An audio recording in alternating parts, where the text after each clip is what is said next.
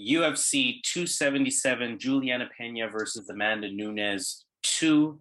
Welcome to your full card prediction video by yours truly here at Boxing MMA Picks. Of course, he goes by Zan, I go by Harris. And here at Boxing MMA Picks, we are giving you our fight-by-fight breakdown, fight-by-fight predictions, specifically from that betting perspective. We want to let you know which fights are worth the value, which fights to avoid, which underdog has the best shot at winning, and some parlay action towards the end of the video as well. Make sure you hit that subscribe button. Make sure you hit the thumbs up on this video. Again, subscribe to at Boxing MMA Picks here on YouTube and participate in the comments. We want to hear from you. We want to hear all conversations. We're definitely welcoming of it. For this pay-per-view event, UFC 277, it's taking place in Dallas, Texas. We have a total of 13 fights. 8 of them are on the prelims. 5 of them are on the main card. So we have quite a bit of work to do. So let's get started right away with the first fight of the prelims. We're looking at Orion Cosce versus Blood Diamond, aka Mike Mathetha, or I should say Mike Mathetha, aka Blood Diamond. Orion Cosce, he lost his debut to Phil Rowe. All 7 of his wins, or I should say all 7 of them are via finish. I was going to say almost all of them are KO TKO. 6 of them are KO TKO, 1 of them via submission. He's pretty aggressive on the feet. Look for him to have decent movement, although a bit flat-footed. He likes to come forward a lot. He likes to have a lot of pop in his punches. As a result, you're going to see him overthrow his punches from time to time because basically he's putting everything into it. He does mix in the kicks really well as well. He's going to aggressively look for that takedown. Accolade-wise, he's a wrestling state champion, so we know that he has the wrestling accolades to his name. He has a decent ability to land the takedown. He has decent top control, but the big red flag coming into his debut was his cardio. His debut cardio looked okay until he got hurt. But that's definitely something to be very weary of because that's not something that seems to be reliable on the side of Orion Cosce. Going up against, again, Mike Mathetha, aka Blood Diamond, City Kickboxing product, so trains with Adesanya and them, always worth noting that. Unsurprisingly, he's a kickboxer, a little bit unorthodox, throws big, misses big sometimes. He can definitely clean up that technique a bit. Good kicks, nasty high kicks, good left hand as well. Takedown defense is there, like we expect with, again, a lot of the City Kickboxing team there. We know fighters are going to try to capitalize on the ground against Blood Diamond, but he does do a decent job in avoiding being taken down. That said, he can still be taken down, right? And grappling-wise or defense-wise, he doesn't really offer much on the ground. That's a big weakness for him. So, I mean, essentially, we're looking at a big advantage for Cosce on the ground here, an advantage that I think he will capitalize on. I think, thankfully, for Blood Diamond, Cosce doesn't really have the grappling to go along with it. So he won't necessarily be at risk to be, choked out or anything like that. The wrestling and the clinch are still huge advantages, though, for Cosce. On the flip side, Phil Rowe, which of course was Orion Cosce's last fight, showed what a high-level striker could do to Orion Cosce. Blood Diamond won't necessarily have the same key advantages that Phil Rowe had. Phil Rowe had the grappling. Phil Rowe had height in addition to a lot of reach. But Blood Diamond still is a high-level striker, still could hurt Cosce on the feet, still has a 5-inch reach advantage as well. Ultimately, I think Cosce is the smarter pick here, even though anything can happen. Again, I referenced that Phil Rowe fight. If he didn't get clipped, his cardio looked like it may have been good enough to use takedowns in that second round as well, the same way that he was able to do in the first round. So ultimately, I think that he does have 2 rounds of wrestling in him. And then from there, all he would really need to do is survive, right? So, Blood Diamond could very well knock him out. But again, I think Orion Cosce is the smarter pick here as the wrestler. And he's going to be my pick to get this card started. Yeah, this fight, man, this is a really bad fight as far as the fighters. These guys are not UFC level, and the fight can go 2 ways here, multiple ways, obviously. But I can see Diamond surviving the first round, Cosce gassing out, and Diamond kind of styling with his striking. I can also see Cosce getting takedowns early, hurting him on the ground, even getting a takedown in the second round, hurting him, maybe getting a finish in that situation. or maybe winning by decision with his wrestling being a big part of his game plan. So this is again a bad fight. This is not UFC level, but I'm going to lean towards Orion Cosce to utilize that grappling, get this to the mat. I think he can get a finish when he gets on top. I'm not sure how good Blood Diamond is on the mat. I'm sure Cosce can get it there. So I'm going to go Orion Cosce, but I'm by no means confident in this pick. Second fight, Negumereanu versus Ihor Potieria. For Negumereanu, he's on a 3-fight win streak after a split decision win versus Kennedy and Nzechukwu. That was back in March. His stand-up is decent. It lacks a little bit of technique, but it is serviceable. Doesn't really have the best striking defense. So fair to point that out. He likes to come forward, though. He puts on that constant pressure, likes to engage as well. Definitely has that toughness factor. Seems to have a chin as well. And he does have some wrestling. Only 2 takedowns landed in his 4 UFC fights so far. Only 18% takedown accuracy. So we don't know how reliable it is at this level, so to speak. But again, he's kind of known to have wrestling, and he does have that ability. So let's see if he can kind of unlock that for himself in this fight. Ihor Potieria, on the other hand, is a UFC newcomer.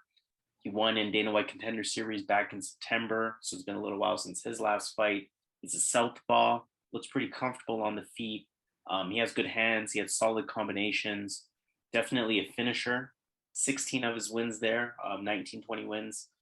16 of them are via finish, including a KO TKO in his last fight.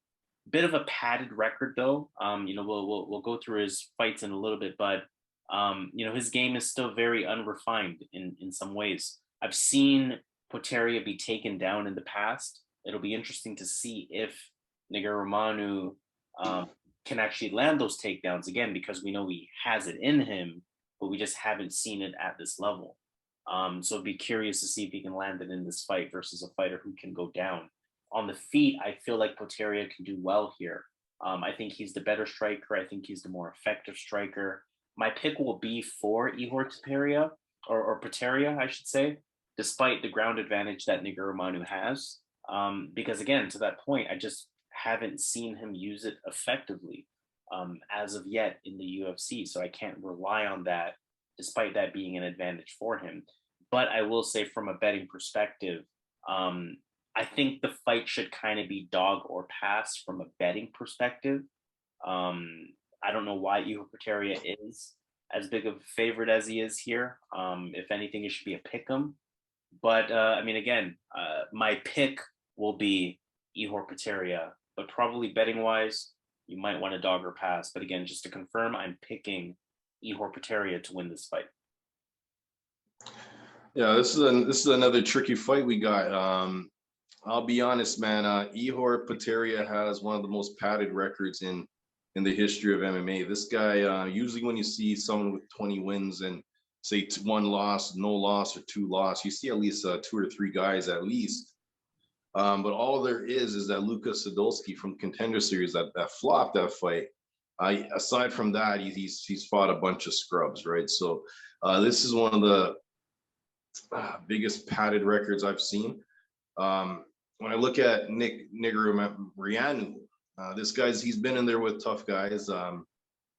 He has done well against some tough guys. And I think in this fight, he has an opportunity to win this fight. I wasn't impressed with Ihor Potieria. So I think this is a spot I'm going to go with the underdog here, Negumereanu. I just think he's dealt with more. He had a good showing against Kennedy Nzechukwu. I thought he lost that fight, but he looked good in that fight. And obviously he's on a 3-fight win streak. So I'm going to go with him here to get this done. His stand-up is definitely improving. He could take a shot. He has power. In the past, he has gone for takedowns. I'm not sure who's going to have the grappling advantage. I think this could stay on the feet. So I'm going to go with the UFC vet here, Negumereanu. All right, third fight. Let's look at Joselyne Edwards versus Yeon Kim. For Joselyne Edwards, she beat Ramona Pascual back in June. She's starting to come into her own a little bit. I like the improvements that I see from her. She's a patient striker. The technique definitely looks improved. Her activity probably most impressively, looks improved as well. She has a bit of that sort of John Jones front kick, side kick, shuffle kick approach to her stand up at this point in time, in order to keep coming forward yet maintain distance. I've seen good leg kicks out of her. I've seen good calf kicks as well, or calf kicks specifically, I should say. She can grapple, although I wouldn't really call her a threat in the grappling. Doesn't really have the best takedown defense, though I don't think it will matter in this fight. Yeon Kim is on a 3-fight losing streak, on the other hand. She lost to Priscilla Cachoeira back in February. She's a striker. I think she's introduced as a striker as well. 0 takedowns to her name in 8 UFC fights to confirm that. She's actually introduced as having a boxing background. She's composed on the feet. She's light on her feet. She has good in and out movement. She has good striking IQ with her choice of punches. I think she's more of a technician than a brawler, but definitely willing to engage. She has a chin. She has toughness, mostly hands in the stand-up, so don't really expect too many kicks out of her. Interesting to see this fight occur at bantamweight, 125 pounds. Joselyne Edwards fights at 135 normally. And again, in her last fight versus Ramona Pascual, she actually came in at 145 for that fight. So it looks like she can manipulate her weight pretty easily. I'm curious to see what she looks at 125. I think these two are, pretty well matched in their striking. I don't think either fighter will look to take the fight to the ground. In addition to that, Yeon Kim doesn't really push the pace or the action, whereas I've seen Joselyne Edwards, show me the ability to do that as the fight goes on. I've seen her sort of come into another gear. Either way, I like Joselyne Edwards here as the more diverse striker between the two. Again, I like that kind of John Jones-esque style that she's kind of taking on with those front kicks, the side kicks, the shuffle kicks, things like that. That approach to her stand-up. I don't see Yeon Kim doing anything specific to break that rhythm from Joselyne Edwards, and expect Joselyne Edwards to be the bigger woman, again, fighting at 135, fighting all the way up at 145, and this fight occurring at 125. So I like the key advantages for Joselyne Edwards in this fight, and I think she's going to pull it off. Yeah, can you hear me? Yep. Yeah, this is a Joselyne Edwards was at 145 her last fight, and this fight she's going down to the 125. So I have questions there why this is even happening. Joselyne Edwards is going to be the more athletic fighter. She has a good front kick. She has sneaky striking. She's going to be the more athletic fighter out of the two.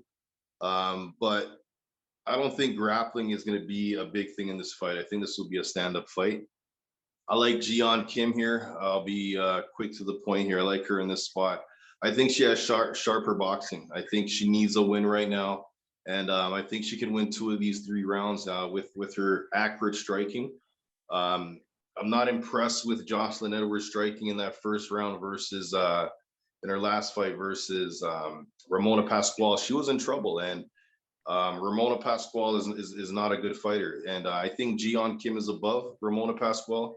May not have the power as Pascual, but she does have the cardio to go the 3 rounds here. And so I can definitely see Yeon Kim here getting good distance here over 3 rounds, getting at least 2 rounds using her boxing and outstriking her with her accuracy. So I'm going to go with I'm not sure who's the favorite, but I'm going to go with Yeon Kim. For the record, Yeon Kim is the slight underdog on this one. Let's move on to fight number 4 of the prelims, ending off the early prelims. We have Michael Morales versus Adam Fugitt, or Fugitt, or whatever. Michael Morales beat Trevin Giles in his January debut. We know he's a young, exciting, undefeated prospect, I think 23 years old at this point. He's a patient striker, kind of looks for that perfect shot a little too much, in my opinion. He fights from the outside, again, not as active as a striker as he could be. More on the technical side of things from a striking perspective. But again, he's young. And, as we saw in his last fight, he can definitely be explosive. He can definitely hurt people. He's 13-0, and 10 of those wins are via KO, TKO. He has shown me the ability to engage in a clinch, to attempt takedowns.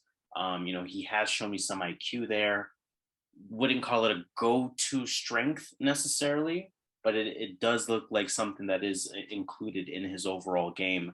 Really just a fighter that's continuing to develop fight over fight. Adam Fugitt is the UFC newcomer. He's coming from LFA. He won in February. Southpaw, he has solid kicks. He'll use anything from the tie high kicks to the push kicks to kind of fake kicks to close distance. Really comes from having that sort of traditional Muay Thai stance on the feet. His hands lack some technique, but he does put pretty good sting behind it. Half of his 8 wins are via KO, TKO, so he does have a little bit of pop as well. And, decent at closing distance. I think based on the odds here, we see Michael Morales as a huge favorite, minus 500 in some books, minus 550 in other books. I do think Fugitt is live.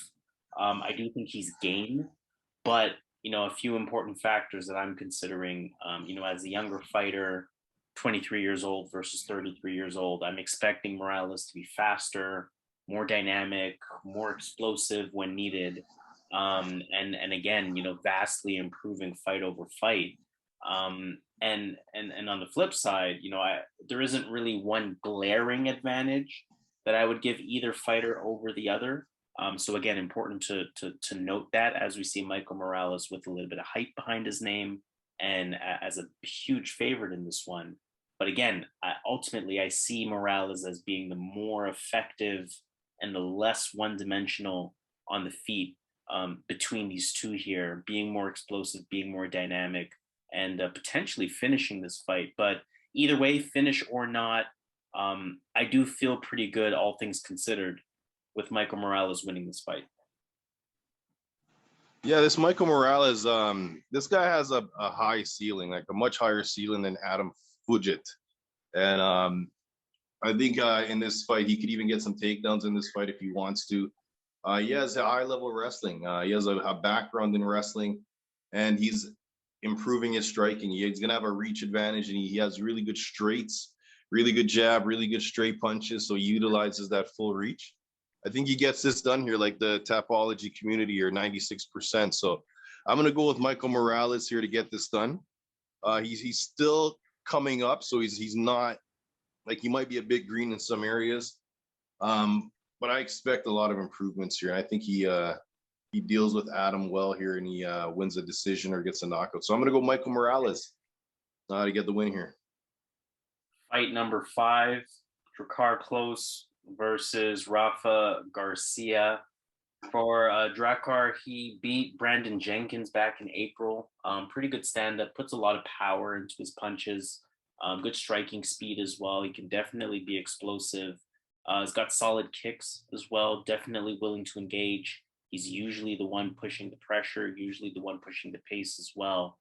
He is prone to takedowns, just under 70% on the defense side of things. But he can also land a takedown of his own, almost 2 takedowns per fight. 33% accuracy, which is fairly respectable.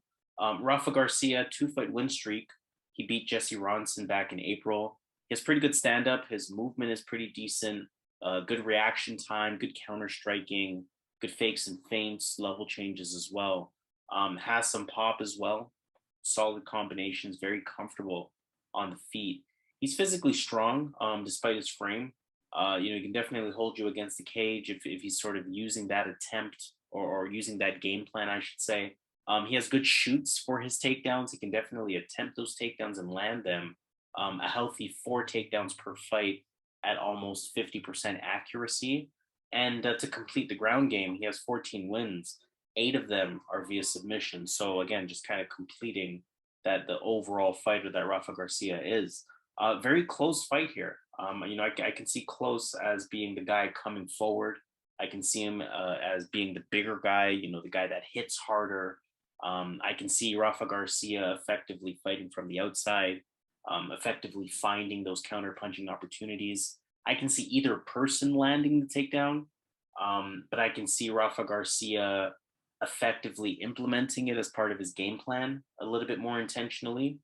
I'm inclined to go with the underdog here. I think if for nothing else, because it's probably a 50-50 type of fight, the way that I'm seeing it. I think Klose could spark him on the feet for sure. But I think Garcia is a bit more reliable, or at least predictable, in terms of his performance. I can see Garcia doing to Drakkar almost like what David Timur did. If you recall that fight, he fought from the outside, he frustrated Drakkar Klose. He didn't really allow him to get into his brawling range. Didn't really engage in that brawl, and rather he made it a technical point fight from the outside. I can see Garcia again, even including a takedown or two within that mix to kind of sway closer rounds in his favor. With the way Rafa Garcia has been looking lately, I like his odds here as an underdog.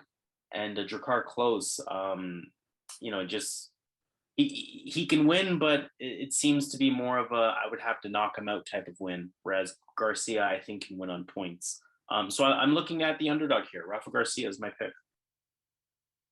Yeah, I'm going the opposite side here, man. I'm going with Drakkar Klose. I think he's gonna be able to keep it on the feet, and I think he has the better striking. I think he can take a good shot. He has really good wins on his record. Yeah, I think he gets this one done here. So I'm gonna go Drakkar Klose here. Just stylistically, I think he can keep it on the feet, and I think he has the better stand-up. So I think it's an easy fight to break down for me. So Drakkar Klose is my pick here to get this one done. Fight number 6, we have Don'Tale Mayes versus Hamdy Abdelwahab. Don'Tale Mayes, 2-fight win streak. He beat Josh Parisian back in December. Decent movement, fights from the outside. He'll kind of pepper in that calf kick as well.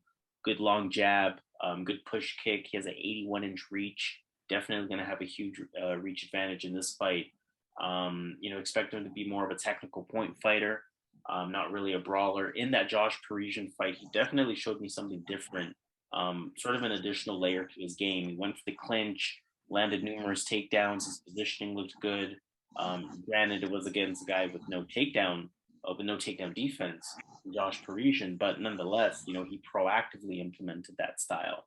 He did it for 3 rounds. His cardio held up until he got the TKO finish. Also for Don'Tale Mayes, he looked a bit more intentional with his striking in that fight. So he showed that he can be a little bit more dynamic. And he showed again that he has pretty good movement despite his size. For Abdelwahab, undefeated, very few fights to his name. 3-0 for MMA, 2-0 for bare knuckle fights, 4-1 as an amateur MMA fighter. He's wrestling first. He's got the takedowns. He's an Egyptian fighter. He was an Olympian representing Egypt for wrestling. I don't know how good the nation is, but that at least speaks to his specialty. If he lands that takedown, not really too aggressive on top. He's more of a lay and pray type of style, but that control can definitely win you rounds. On the feet, nothing really special. He will stay in front of you 1 punch at a time. He throws big, kind of typical heavyweight stuff. It's important to note what Mayes did stylistically in that Parisian fight, because it could be something that he tries to implement again since it served him so well. But of course, this time around, he's going up against a legitimate wrestler. At least we can assume based on accolades. So maybe he doesn't go for that style. In the striking department, he's going to have an 8-inch reach advantage in this one. And I think that 8 inches will allow Mayes to be way more effective on the feet. For Abdelwahab, he should be able to take advantage of the fact that Don'Tale Mayes only has 62% takedown defense. So definitely vulnerable there. In some ways, I'm having a hard time picking a winner here, because on one end, Abdelwahab, he can land that takedown, and maybe he can land it again in round 2, and maybe that can be enough to edge out a decision.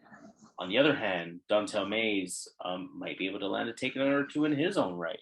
But more importantly, keep the fight on the feet, use the striking to his advantage, use the massive reach advantage that he has as well, keep the fight at distance. And ultimately, that's what I'm going to rely on here. I'm going to rely on the fighter that has UFC experience to not allow a fairly basic styled fighter in Hamdy Abdelwahab to beat him. It's a bit of a shaky pick. It's still a heavyweight beware at the end of the day, but I think Don'Tale Mayes is the better pick for this one.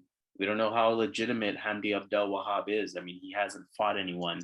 And if you look at his last fight only a few months ago versus Don'Tale Mayes, that's definitely a much drastically different opponent. So I'm looking at Don'Tale Mayes to get the job done here.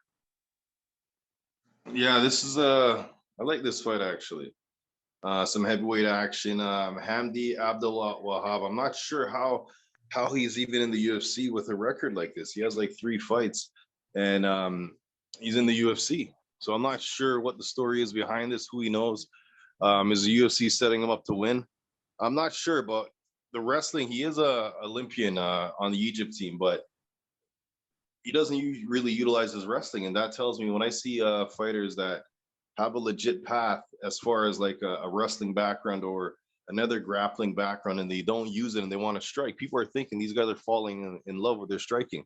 The reason is because these guys know they're going to gas out if they fight this way.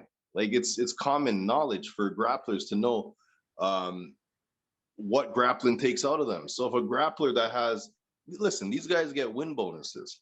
So you show up for this, and then unless you're one of the big guys, and then you win, and then you get extra money for winning.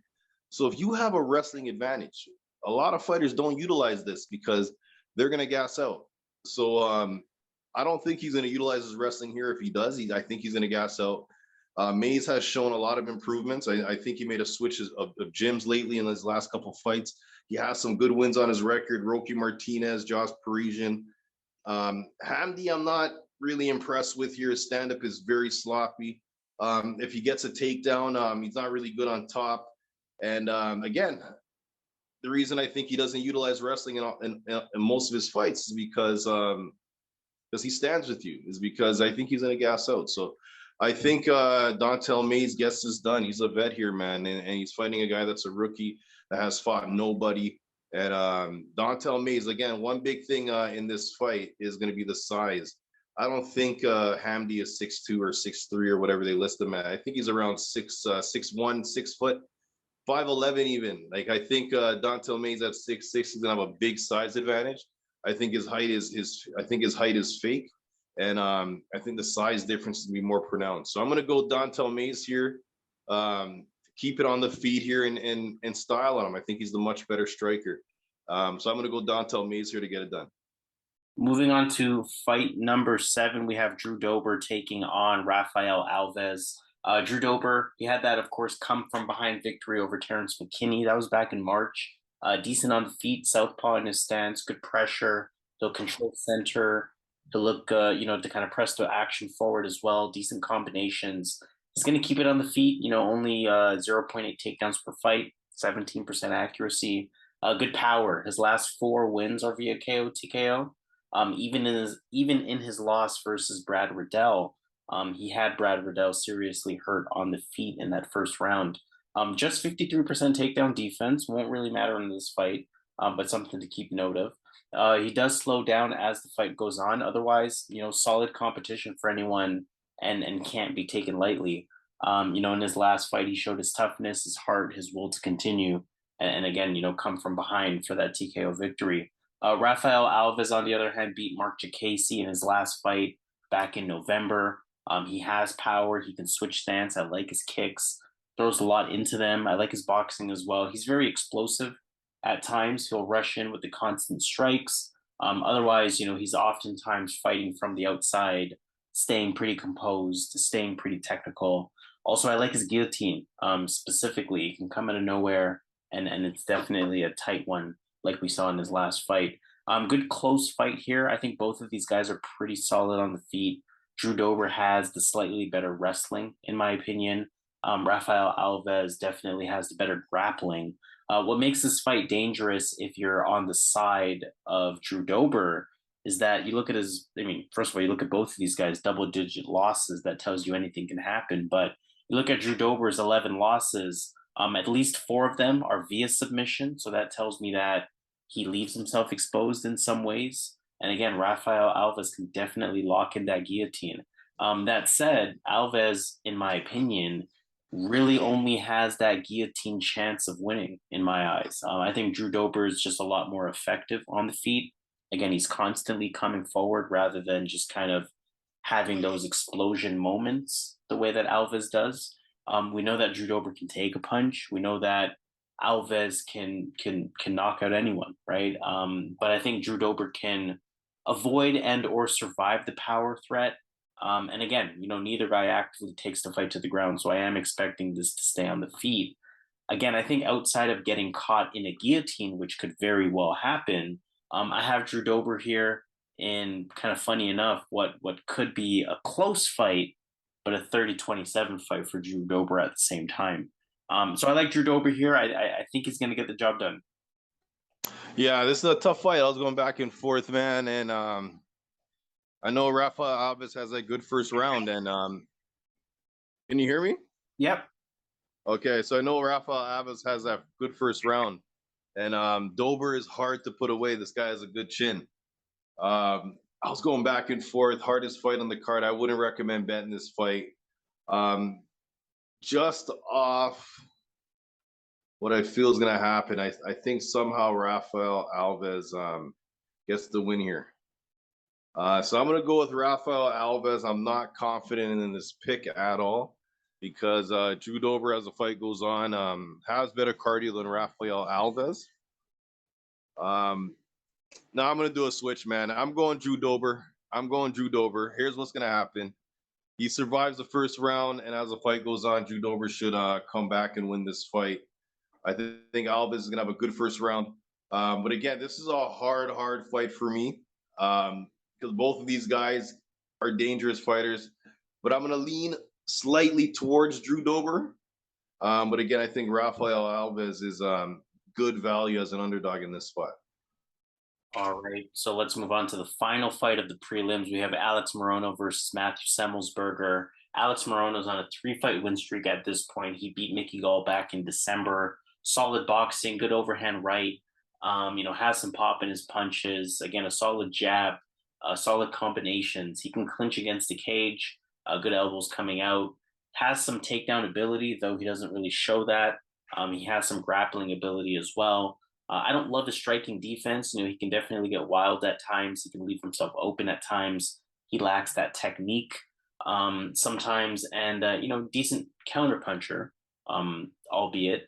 A cardio also might be a concern for him, but his last 2 wins were via decision, and his cardio held up decently in both of those fights. So maybe not quite, but he does kind of slow down a bit and show that sort of visual sign of being a little gassed out. Matthew Semelsberger is on a 2-fight win streak in his own right. He beat AJ Fletcher back in March. Decent stand-up, solid kickboxing, good hands. He's technical. He picks his shots well. He, again, good combinations, good striking defense. Gets his kicks in there as well. Good counterpuncher and has good power. He puts that pressure on you. Expect him to be coming forward. He's shown me some takedown defense in the past, although he was taken down, of course, 4 times in that last fight, albeit to a good wrestler in AJ Fletcher. And offensively, he lands almost a takedown per fight, 100% accuracy in terms of his attempts. Takedown numbers should not matter in this one. I think this will stay on the feet, and I'll keep the prediction pretty short here. I think Semelsberger has the better cardio. I think he's quicker with his striking. I think he's a little bit more diverse. I think he's the bigger fighter. Physically, he has the longer reach, 3-inch reach advantage in this one. And, outside of those factors, I think they're very similar in style, except that Semelsberger is a bit more consistent in coming forward on top of the other points that I mentioned. So I think Semelsberger will pull this one out. A split decision wouldn't surprise me. But again, I think Matthew Semelsberger is the pick here. Yeah, this is going to be another good scrap the UFC is setting up here. Morono has been looking good his last 3 fights, but who's he fighting? Mickey Gall, David Zawada, Donald Cerrone, lost to Perez. And Perez is losing to everybody in the PFL as we speak. And he beat Reese McKees, a really low-level fighter.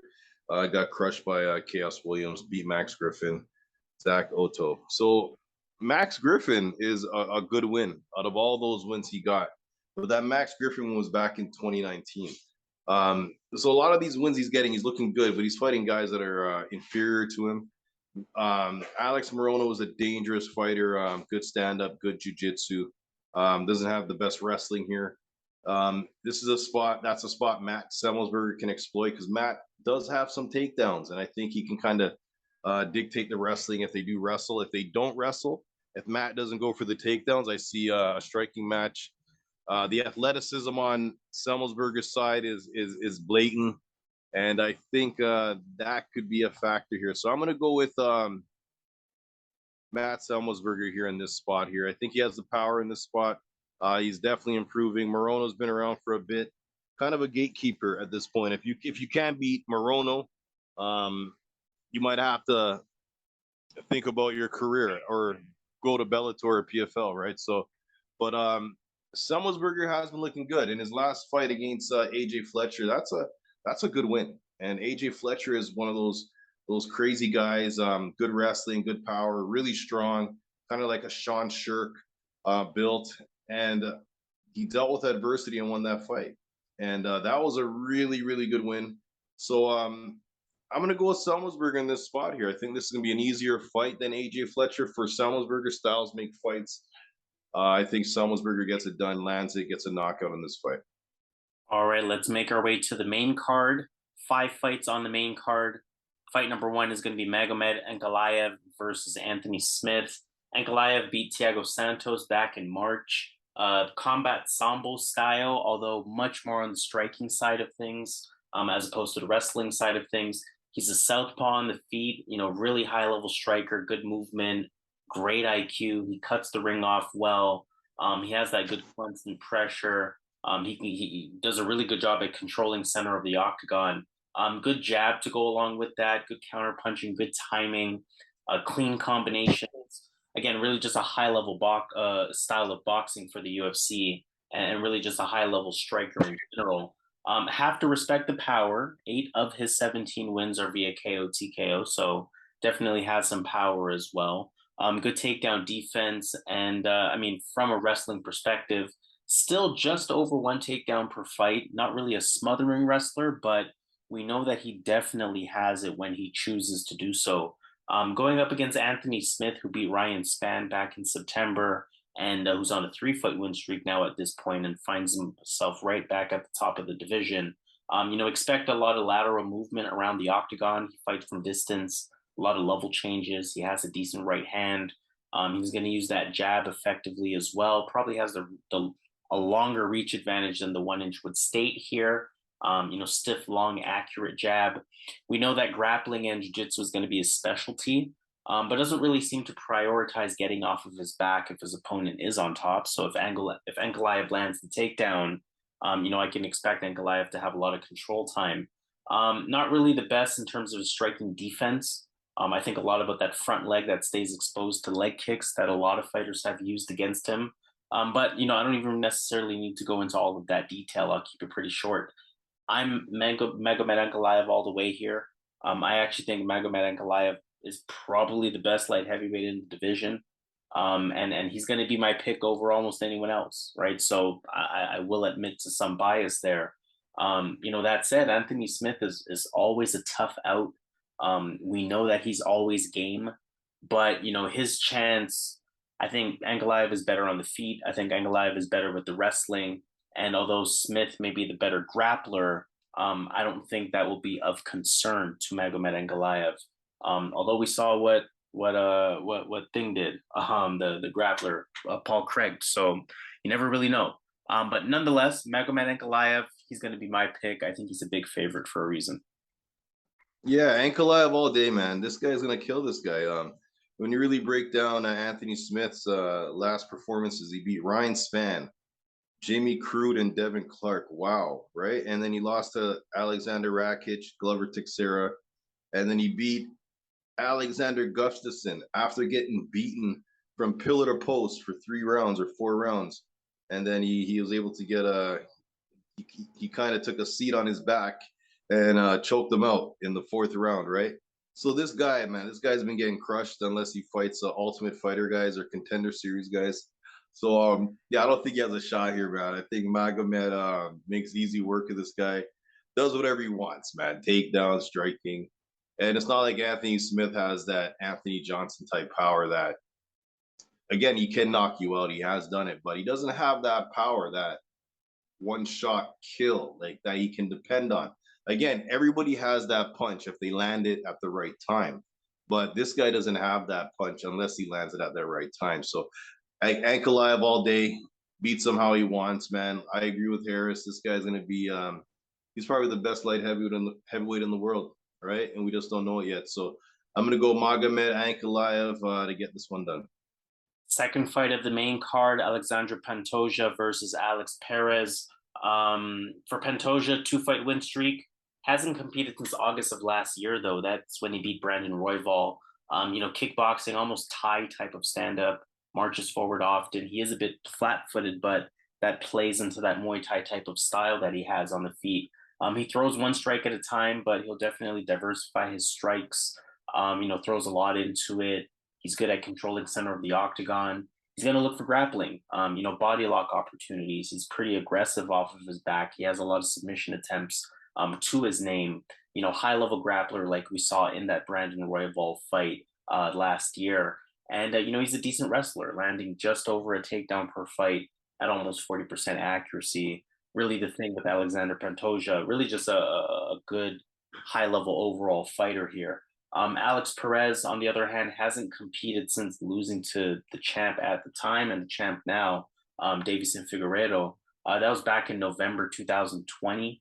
So interesting to see how this 2-year layoff will be for him. He can be explosive. He has good calf kicks, stays pretty active on the feet with the jab, with the fakes as well. He's going to try to control center in his own right. So interesting to see who's going to win that dynamic there. And for Alex Perez, he has good wrestling. Good single leg entry. He's pretty active on top. Almost 3 takedowns a fight. Almost 50% accuracy, as we can see. So that's definitely something that he can refer to. I think this is a good fight. I think this is a close fight. Pantoja can be taken down. We have seen opponents land takedowns on him in several of his fights. The defense percentage is kind of respectable, 67%. Very possible that Alex Perez can resort to takedowns with the wrestling that he has. Pantoja, to me, is definitely the better grappler. And, I think it's possible that he could find a submission. 10 of Alexandre Pantoja's 24 wins have come via submission, whereas on the side of Alex Perez, he's lost 6 times, and 4 of those 6 have been via submission. So it wouldn't surprise me if Pantoja lands the submission in this one. On the feet, I think Perez can be effective at coming forward and being explosive, but I think Pantoja is the better overall striker in this fight. I think he's technically more sound. I think the size could be an advantage for him in terms of his 2-inch reach advantage. I think that's going to serve him well. And I think I would have slightly sided with Pantoja had Perez been active, had Perez not been coming off of a 2-year layoff. But I think especially with that 2-year layoff, it makes me want to side with Pantoja even a little bit more here. Again, I think the level of striking will be the difference ultimately for this fight. Otherwise, close fight, good fight, entertaining fight. Probably the fight that I'm looking forward to, or one of the fights that I'm looking forward to the most on this card. But again, I think Alexandre Pantoja will slightly edge this one out. Yeah, I can't blame you for thinking that, man. Pantoja has been looking good his last how many fights, right? He's been looking really good. Out MMAing guys. If they have a grappling advantage, he'll strike them. If they have the striking advantage, he'll grapple them. Mixes it up really well. He's definitely maturing in the sport at a good pace, kind of like Dos Anjos, how he did. And he looks good, Pantoja. There's nothing I can say about this guy. The only thing for me is if these guys had fought a couple, like let's say 2 years ago, I would actually take Perez in this fight. What does Tapology say over there? I missed it. Tapology's going crazy. They got 90%. That's insane. Let me tell you something, man. I think if Perez comes back how Perez is, I think this is a fight he could win. Remember, this guy won by leg kicks in the first round versus Joselyne Formiga. Leg kicks. He just kept kicking his leg, and the fight was over in the first round with just leg kicks, right? So it's gonna be a tough fight. Pantoja has the jiu-jitsu. Perez has the boxing. Overall striking might go to Pantoja with his kicks and his movement. But the striking's close. Perez may have the striking advantage. Perez has the wrestling advantage. He's a wrestler, so he can keep it on the feet. I'm going underdog. Honestly, I don't know what he's going to look like. Hasn't fought in almost 2 years. But I think if he comes back, I think he can win this fight here as an underdog. At those odds, I got to go with Alex Perez here to get this done. Third fight of our main card, Derrick Lewis versus Sergei Pavlovich. Derrick Lewis lost to Tai Tuivasa in his last fight. That was back in February. I mean, we kind of know the Derrick Lewis script at this point. Big striker, patient striker, has that touch of death power. He does it especially as a counterpuncher. You know, if you overcommit, he will catch you. He controls the center of the octagon as he looks for that big right hand. And again, we know the kind of MO at this point. He's kind of losing until he wins. For Sergei Pavlovich, he's coming at the time. He came off of a 2.5-year layoff back in March when he beat Shamil Abdurakhimov in his return. He has pretty clean hands, good dangerous right hand. He's essentially a boxer. Don't really see many kicks coming from him. Decent movement. You know, he'll definitely be the quicker of the two here with better footwork. He has a good stiff jab, has good power. 12 of his 15 wins have come via KO TKO, and his activity is solid. And I think that's probably what could serve him best in this fight. You know, he'll kind of stay in front of you, but at the same time, like I said, the movement is decent. And again, he'll use that movement to stay right out of your range defensively and kind of throw those fakes and feints as he makes his way in. To me, this is probably the hardest fight on the card just because anything can happen. It's heavyweight beware. It's Derrick Lewis. It's touch of death power on either side. You know, a Derrick Lewis fight prediction sounds the same almost every time because, again, like I said, I expect him to be losing this fight while it's actually happening. Further to that point, analytically, Pavlovich has the boxing. Pavlovich has a 5-inch reach advantage and has a good jab. I think that alone in this fight can help him win because you know, again, I believe that alone can help him win the fight. And if he wants the game plan for it, and if he wants to kind of avoid the threat, he can choose to do so with just an effective jab. But again, Derrick Lewis can land. Sergei Pavlovich is unproven at this level. But you know, again, Derrick Lewis is just kind of one of those fighters that I can't really bet on because he's losing until he wins. So unless Sergei Pavlovich catches the touch of death power that Derrick Lewis has, I think Sergei Pavlovich can and will win on points. So again, as usual, I think the smarter pick is whoever's facing Derrick Lewis, although anything can happen. But my official pick will be Sergei Pavlovich. Yeah, in any fight Derrick Lewis is in, he's always going to have that puncher's chance. Like the fight versus Curtis Blades, he was getting beaten pillar to post, and then one punch, the fight's over. So it doesn't matter who he fights, he'll always have that, right? So in this fight, we're going to have two big guys, going to stand up and strike, unless Pavlovich wants to take it to the ground. This guy is Russian, so he has to have some type of rushing wrestling in his back pocket in this fight. Now, when you look at these guys when they're standing up, right, when they're at range, you got to think that Pavlovich is going to land 2, 3, 4 punches to every one punch Derrick Lewis lands at range. Obviously, Derrick Lewis just needs one, right? So Topology has it close. I don't really have it that close here, man. I think Pavlovich gets it done. Derrick Lewis has been knocked out multiple times. And if you really look at his wins, he's winning against certain fighters, right? So I think Pavlovich, Russian guy, has that Russian boxing, the Russian stand-up, that Russian toughness. Now, I know he was knocked out by Overeem, or he got finished by Overeem, but Overeem set that up. And Derrick Lewis is Derrick Lewis is not the best striker. Aside from the power, he really isn't a good striker. If he was a featherweight at 125 with the skills Derrick Lewis has, and he wouldn't be knocking people out. He would not be a good fighter, right? So, but at heavyweight, with this power, this guy can knock out anybody. But I think Pavlovich keeps his hands up, lands more strikes, and I think he gets him out of there, man. I think Derrick Lewis, man, he's had a good run in the UFC. He's fought for the title, man. He's one of my favorite fighters all time, UFC. Just funny guy, right? But every good thing comes to an end, man. And I think this is the beginning. He lost to Tuivasa devastatingly, and I think he's going to lose to Sergei Pavlovich devastatingly, right? So I'm going to go Sergei Pavlovich. Derrick has the potential to knock him out, but I think Sergei gets it done. Let's go then to the co-main event of the evening. We have Brandon Moreno versus Kai Kara-France. This is actually for the interim flyweight title, if I'm not mistaken. This is actually a rematch as well of their original fight back in 2019. Breaking these two fighters down here. Brandon Moreno, good jab, good boxing in general. He has good timing, good ability to counter punch. That's something that he even further improved over his Figueiredo trilogy. Improved combinations. We know he has that striking speed. He has also been able to improve and kind of resort to his wrestling ability lately. Almost 2 takedowns per fight, almost 50% accuracy. We know the grappling is there as well. Of his 19 wins, 11 of them are via submission. And we know that cardio is not a question with him.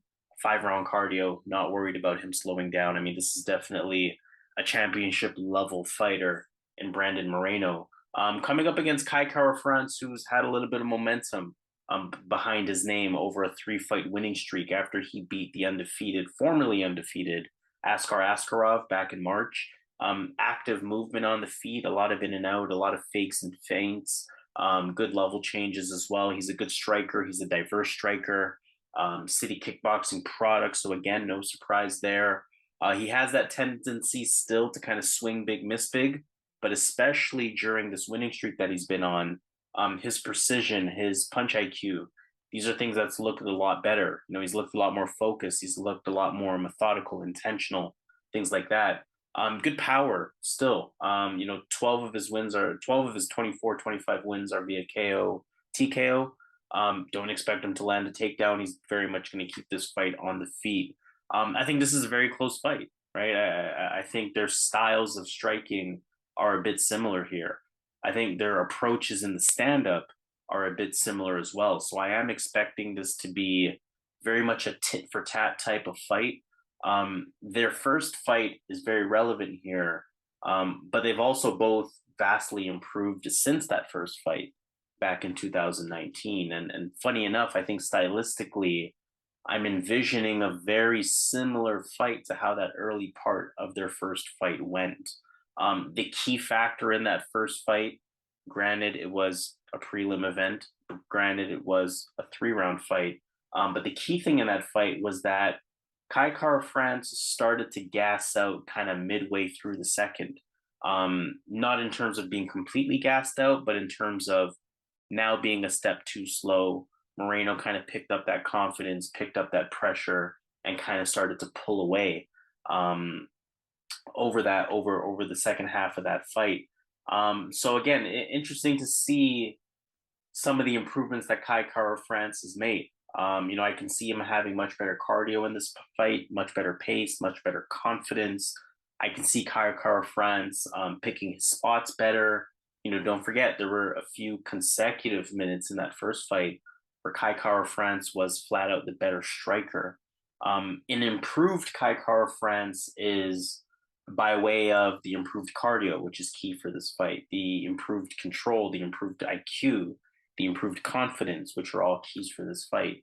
But an improved Moreno is by way of the striking itself being even sharper than it was before, in addition to the control, the IQ, the confidence, and things like that. I really like the momentum that Kai Kara-France is coming in with, but I think I'm still going to side with Brandon Moreno on this fight. I think when they're both on, Moreno's pressure style can be more effective over 25 minutes. They're both going to have moments. Like I said, this is going to be a fun tit for tat type of fight, and anything can happen, right? I mean, it's for an interim title. Kai Kara-France can definitely have the moment. He has the momentum to pull it off. But again, analytically, I like Brandon Moreno in this fight. 25 minutes, more of a pressure style stand up. I think that's going to edge him more rounds than rounds that are going to go against him. So Brandon Moreno is going to be my pick. Moreno, okay, so yeah, this is a great fight, man. Moreno, yeah, this guy, he won the first fight, but it was a good fight. But how did they improve? They both improved a lot, I think. But I think as far as the striking, which is an important, that's what we got to look at, right? Like who improved better in the striking? And I think Kaya Kara France has improved better. I think at that point when they fought, not sure where you would rank him as far as one of the best strikers in the division. I think at this point he's one or two best striker in this division. Kai Kara France. I think he's the better striker than Brandon Moreno, and he's shown against Askar Askarov. He's definitely fixing his cardio. That was a long fight as well. Um, yeah, man, I'm gonna go with the underdog here, man. I'm gonna go with Kai Kara France, man. I'm not. Listen. Brandon Moreno is supposed to win this fight. Harris, he's supposed to get this done. Supposed to make it look easy, 73%. Man, I'm telling you, this fight's Kai Kara France has good takedown defense. He's getting a lot better at it now in the last year. So guys are not able to take him down. Ask Askarov, and they have to stand up with him. And when you look at the difference when Askarov stood up with Moreno, when Askarov stood up with Moreno, he had his spots, right? He looked pretty good in certain spots. Moreno won the striking, but he looked pretty good. But when Kai Kara France struck with Askarov, it was like professional versus amateur, right? So it was amateur hour, right, in the striking. So I'm going Kai Kara France, man, to pull off the upset. Again, 5 rounds favors Moreno, so don't take my word here, guys. I wouldn't bet this fight. Just enjoy it. If you want to bet something here, bet this to go the distance or something like that. But for the channel, I'm not going to bet in my pocket. But for the channel, I'm going to take Kai Kara France. I think if this is a stand-up, he could get 3 rounds here. He's dealt with Askarov. I think that's going to help him in this fight, having to deal with that heavy wrestling pressure. That I think he's going to be ready for Moreno's wrestling here. And I think, again, he's the better striker. So I'm going to go Kai Kara France here. And yeah, I wouldn't be surprised he gets a knockout. You heard it here. All right, you heard it here. So let's go on to the main event of the evening. We have Julianna Peña, the champion, women's bantamweight, versus Amanda Nunes, the challenger at this point. Each of their respective fights, last fights, I should say, were against each other. That was back, I think, 7 or 8 months ago. In that first fight, I mean, I won't even make this too long here. In the first fight, I've never really seen an off night before the way that I did with Amanda Nunes. I think even if we see, 60% of the fighter that we know Nunes to be, I think she should be okay here. Technically, Peña is a threat, right? I mean, we've seen her be the tougher of these two. We've seen her have moments on the feet, surprisingly. We've seen her ultimately hurt Nunes. We've seen her bring Nunes to the ground, make her tap. But throughout that fight, Nunes was in really good positions, both in the striking as well as in the grappling. If Nunes doesn't hurt her right away, I can see the fight looking a lot like sort of round 1 of their first fight. And in round 1, Nunes looked very comfortable winning the exchanges, again, both on the feet and on the ground. And ultimately, I expect Amanda Nunes to win this fight because I don't expect Julianna Peña to have the performance of a lifetime versus the worst we've seen Nunes probably look ever. I don't expect that combination of events to happen again. We know that Nunes is the bigger threat on the feet. We know that Nunes can land takedowns in her own right, has pretty respectable takedown defense, probably has as good grappling as Julianna Peña does. And we know she's probably physically stronger than Julianna Peña is. But Peña's now kind of in her head, perceivingly has the cardio advantage. And we've seen her hurt her on the feet, which again does a lot for that mental advantage that Peña could have. But personally, I just don't buy it at all. I don't think Julianna Peña is that good overall. I think she had Amanda Nunes's number on an off night, and that's kind of all the credit that I'm giving her, respectfully. So I'm going with Amanda Nunes to get this one done. I think this fight is going to look a lot like the way that it should have looked the first time around. And I think Amanda Nunes gets this one done in a convincing fashion. Yeah, that last fight was crazy. Man, where do I begin, man? Amanda Nunes, she looked good in that first fight, man. In that first round, she was getting it done. Like it makes me think that this fight was either fixed, the first fight, or Amanda Nunes was caught slipping. And caught slipping means you were caught in a position, you had to deal with the situation, and you couldn't deal with the situation because you weren't prepared to. So that's what I think happened, right? I really think if you ask Harris on the side, I've been telling Harris, man, that fight was fixed, man, because when Julianna Peña put in that choke, she wasn't even under the chin. That was a jiu-jitsu guy. Like I trained jiu-jitsu as a jiu-jitsu guy.